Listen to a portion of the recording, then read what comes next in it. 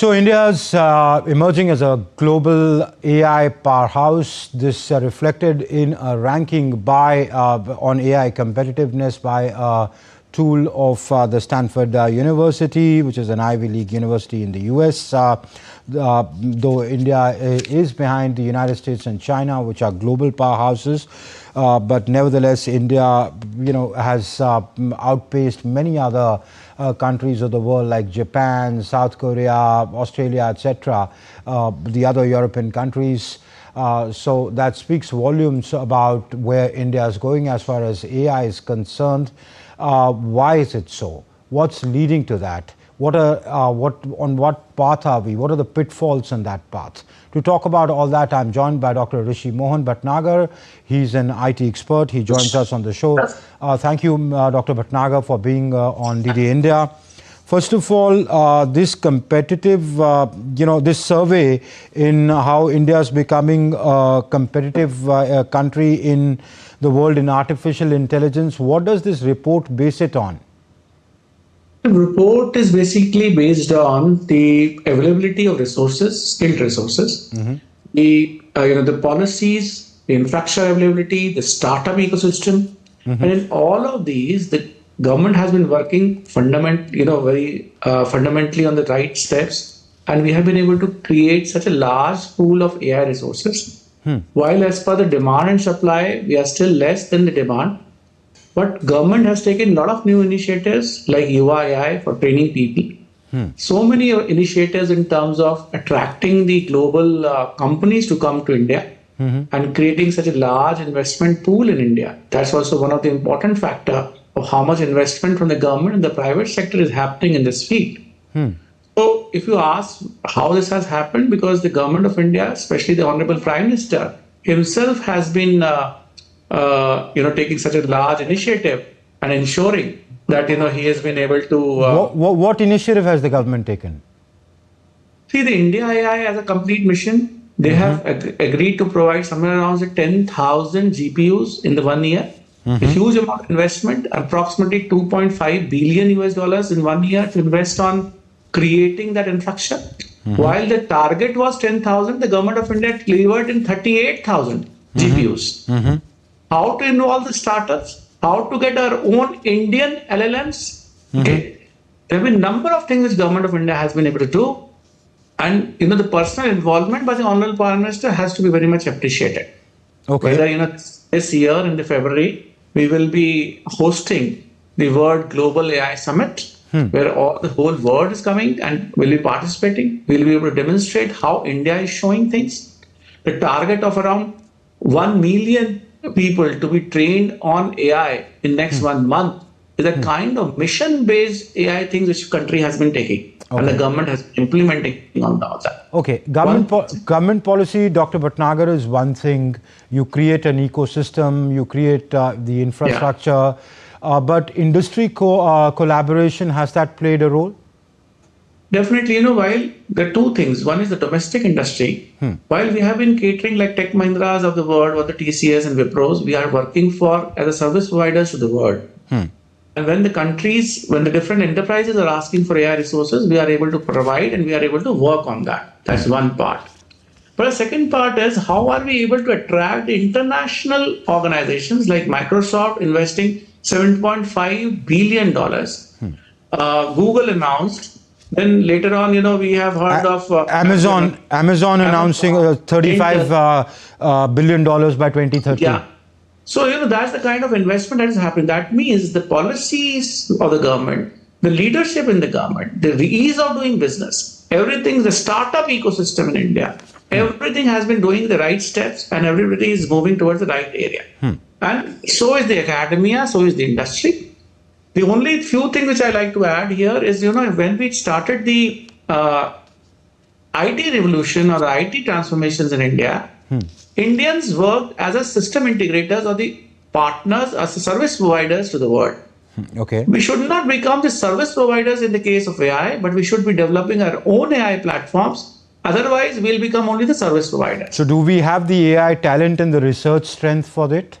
Correct. So that's what I was saying, that there is a huge amount of more investments required on the research and the more investment required in creating our own large language models. There are organizations, there are startups in India which have started working. If you remember, the Ministry of Culture under the leadership of Honorable Prime Minister started working towards Gyan Bharata mission, where they were trying to do the manuscripts, this huge 50 million worth of 50 million manuscripts in India in 64 different scripts, how they can be AI enabled. And there are organizations like, Inverse AI, which has been able to create the avatars on seeing that, how can we talk to our old Maharishis and talk to them and ask them about the kind of research they had done and the kind of things they have done. That's creating our own culture and our own data sets, and that the LLMs which we are trying to do. Okay. The kind of work that is happening in India is, you won't be able to imagine. There is a Madhav Netralaya in Nagpur, which has been working on the premature child birth. Okay. And the child which are born prematurely, their retina and their eyes they can go blind if they are tested. With the AI tools, they are able to test them, and they are working towards seeing how they can reduce the this test. They can create that test and how they can reduce children getting blind.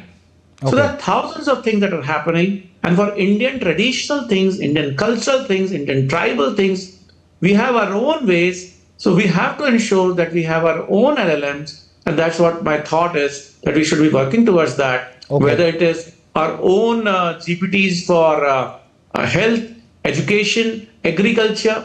So a lot of research. Of course, healthcare, finance, agriculture, technology, all that AI can be employed in. Institutions play a big role. Are your IITs, IISCs, the triple IITs, are they equipped with, to become global centers of excellence for AI research or training? See, I have been visiting to a lot of IITs across India, and also NITs, and also the tier 2, tier 3 organization. Okay. Recently, I met, so they all have been equipped. They all are getting the infrastructure. They all are getting funding from the government, and they all are investing into research and infrastructure. For an AI, the cost of infrastructure is extremely high, and if you think about the international number, it is approximately $2.5 to $3 an hour for a GPU to be utilized. Okay. But the government of India is providing it at less than $1. Okay. And that's how they are promoting how the startups, how the education, how the industry can utilize it. Okay. And recently, I came across the private university in Karnataka, which is investing huge amount of money on creating the state-of-the-art AI infrastructure, so that not only the students but also the researchers and the industry can use it. So there are a lot of initiatives the government as well as the academia as well as the industry all are taking together so that they can take it forward. But yes, what you say is right, and the advances that we are making, of course, that reflects in the Stanford tool report. But we still lag behind a lot, don't we, when it comes to, say, research publications. You publish just about 7% of the global share. You're number 3. Yes, you've outpaced a lot of countries, but look at your point score, 21.59, and that is way behind the 2 top AI nations. That's the US, which stands at 78.6, and China, which is at 36.95. So how do you bridge the gap?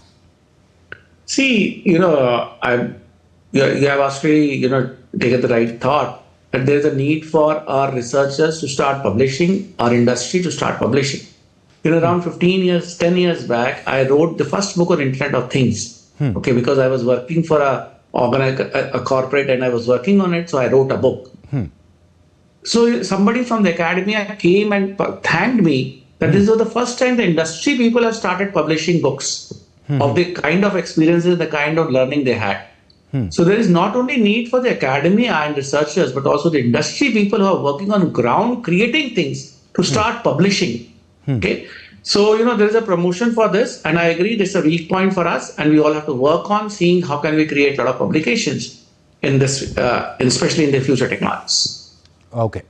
So there is still road to travel, but the good thing is that the pace at which we are sort of growing in the AI and the AI ecosystem that exists in the country, the kind of push that it's being given both by the government and the industry is heartening, and we are on the road to that. We leave it there. Dr. Bhatnagar, thank you very much for your time and sharing your insights with us. Thanks.